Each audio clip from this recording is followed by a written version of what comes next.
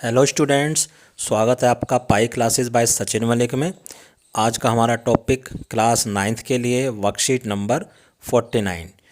Worksheet का topic है representation of data, आंकड़ों का वर्गीकरण।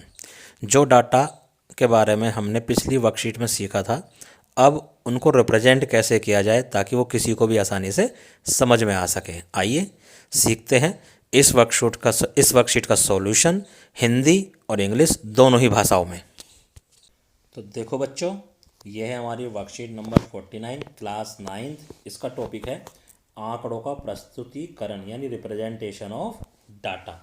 हमने पिछले इसकी जो पहली वर्कशीट आई थी, हमने उसमें सारी टर्म्स समझी थी कि डाटा क्या होता है, प्राइमरी डाटा क्या होता है, सेकेंडरी डाटा क्या होता है, रॉ डाटा क्या होता है, सब हमने समझा था।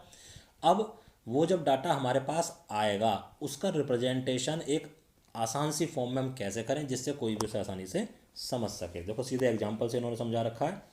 कह रहा है ये 50 नंबर हैं, 50 नंबर के एक टेस्ट में 30 बच्चों के मार्क्स हैं। ये 50 में से 30 नंबर आए हैं और ये 30 बच्चों के ये सारे मार्क्स हैं। ठीक है, ये 30 बच्चों के अलग अलग लिस्ट बन गई हमारे पास। ये है हमारे पास। कहता इसको रिप्रेजेंट करो इजीली कि कोई भी इसको समझ सके। तो आज जो हम सीखेंगे अवर्गीकृत, ठीक है ना, अवर्गीकृत बारंबारता सारणी यानी अनग्रुप्ड डाटा, अनग्रुप्ड रिप्रेजेंटेशन कि अनग्रुप्ड कैसे हम डाटा को शो करते हैं। इनका हम ग्रुप नहीं बनाएंगे।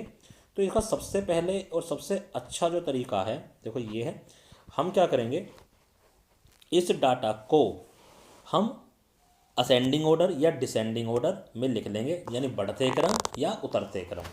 ठीक है, देखो हमने सबसे पहले क्या करा, हमने छोटी वैल्यू से स्टार्ट करा। वो जो 30 वैल्यू हमें ऊपर दे रखी है ना, उसमें सबसे छोटी वैल्यू से स्टार्ट करा, फिर उससे बड़ी, फिर उससे बड़ी, जो जितनी बार आ रहा उसको उतनी बार ही हमने लिख दिया। जैसे 2 बार आया होगा, 5 भी 2 बार आया होगा, 12 इतनी बार आया होगा, तो हमने इस टाइप से ये लिख लिया। उसके बाद हमने क्या करा, हम बनाते हैं बारंबारता सारणी। और बारंबारता सारणी क्या होती है, देखो ये क्या थे, ये अंक थे, तो एक तरफ अंक कर लिया यानी मार्क्स, इंग्लिश वाले बच्चे। ये हो गए मिलान चिन्ह, इनको हम टैली मार्क्स बोलते हैं इंग्लिश में। और ये हो गई हमारी विद्यार्थियों की संख्या। संख्या कोई भी हो उसको हम बारंबारता या फ्रिक्वेंसी बोलेंगे। तो देखो सबसे पहले अलग अलग डिजिट को, ये 2 थे, 2 को हमने यहाँ लिख लिया। अब 2 कितनी बार आ रहा है, 1 2। ठीक है, ठीक है, 2 बार आना, 1 के लिए 1 लाइन, 2 के लिए 2 लाइन। फिर 5 आया, 5 के लिए भी ऐसी हमने ये लाइन लगा ली। और यहाँ पर इन लाइन को काउंट करके यहाँ लिखते भी जा रहे हैं। ठीक है, यहाँ पर ये हमने काउंट कर लिया। ऐसी 12, वह 12 आ रहा है 4 बार, 1 2 3 4, तो 4 लाइन लगा ली इसकी हमने यहाँ पे ये। फिर 1 2 3, इसकी 3 लाइन लगा ली हमने यहाँ पर। अब देखो ये ध्यान है, 1 2 3 4 5, जब भी ये 5 लाइन आएगी तो हम ऐसे नहीं बनाएंगे, ऐसे नहीं बनाएंगे, हम उसको ऐसे बनाएंगे, ऐसे काट देंगे 5वीं लाइन से। कारण ये है, मान लो ये 40-50 होते हैं, मैं ये बना लिया 1 2, ठीक है ये। अब मैं तुमसे ये कहूँ कि भाई ये जो लाइन है तुम इन्हें काउंट करो, या मैंने एक और दूसरी बना ली, मैंने एक इस टाइप से बना ली। ठीक है, एक मैं इस टाइप से बना रहा हूँ। ये जो ग्रुप होता है ये 5 का होता है। अब काउंट करो, मैं कहता हूँ इसको काउंट करो और इस वाले को काउंट करो। देखो इसको काउंट करना कितना आसान है, 5 5 10 5 15 5 20, तो 22 हो गया। 22 हो गया ना, बड़ा आराम से हमने काउंट कर लिया। और जो ऊपर वाला था हमारे पास, उन लाइनों को तुम बार बार सबको काउंट करते, तब तुम्हारी बात उससे बनती।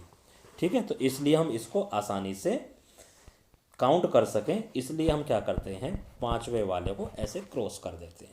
ठीक है, तो सबको ऐसे ही लिखते गए अलग अलग, 2 लिख लिया, 5 लिख लिया, 12 लिख लिया, 17 लिख लिया, फिर 19 लिख लिया। जितने भी इसमें आ रहे हैं मार्क्स, सारे मार्क्स हम लिखेंगे और उसके लिए हम ये टेबल बना देंगे।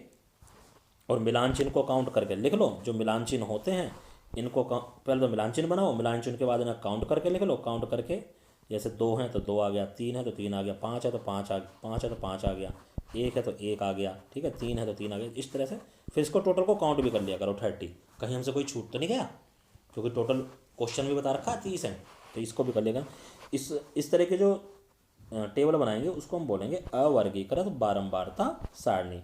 इंग्लिश में बोलेंगे अनग्रुप्ड फ्रीक्वेंसी डिस्ट्रीब्यूशन। अनग्रुप क्यों, देखो हम ग्रुप नहीं बनाए, हमने सारी वैल्यू 2 अलग लिखी है, 5 अलग लिखी है, 12 अलग लिखी है, 17 अलग लिखी है, हमने ग्रुपिंग नहीं करी। अभी ग्रुपिंग वाला भी सीखेंगे, आगे वाली वर्कशीट्स में सीखेंगे। तो इस तरह से हमने टैली मार्क्स बना लिए।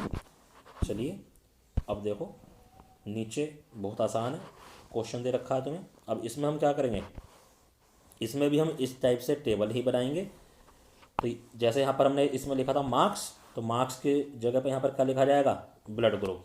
ठीक है, ब्लड ग्रुप या रक्त समूह, यानी यहाँ पर जो टेबल बनेगी रक्त समूह, ये टैली मार्क्स ही आएगा, यहाँ विद्यार्थियों की संख्या ही आएगी। तो रक्त समूह कितने तरह के हैं भाई, या तो ओ है, ए है, बी है और ए बी है। बस अब इसके आगे टैली मार्क्स लगाओ।